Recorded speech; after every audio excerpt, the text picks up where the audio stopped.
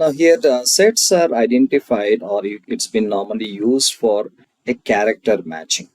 And we mostly make use of this set of square brackets, and within which we usually keep one or more characters, and we also use the meta characters including the characters. Now let's see here the first one within square brackets. Let's say I'm putting this ARN. So what this tells that it is going to match where one of these specified characters, I mean either A or R or N, are present. Now, if I'm going to write this caret before this ARN, so which space says that it is going to match any character except ARN. And coming to this A hyphen N, it is going to match any lowercase alphabet between A and N.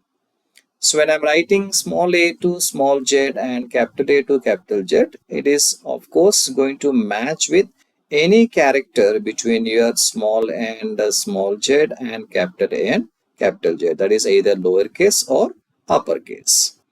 And coming to 0 hyphen 9, this indicates that it matches with any digit between 0 and 9. Coming to this 0, 1, 2, 3. So here I've only mentioned these 4 digits. So it's going to match the specified digit here. So it matches with 0, 1 or 2 or 3. Similarly, when I can also take a pair of square brackets together. So this one you can see 0 to 5 means I can take any digit which matches with 0 to 5.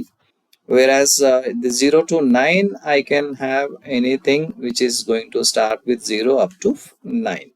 Okay, so maximum I can see the last could be 5 here. Here also the last could be 5. So 5, 9 can be the last digit or last number that I can construct out of this. And it can be 0. It can also be 0. It can begin with 0. So any number between 0, 0 and 59 can be absolutely matching with this.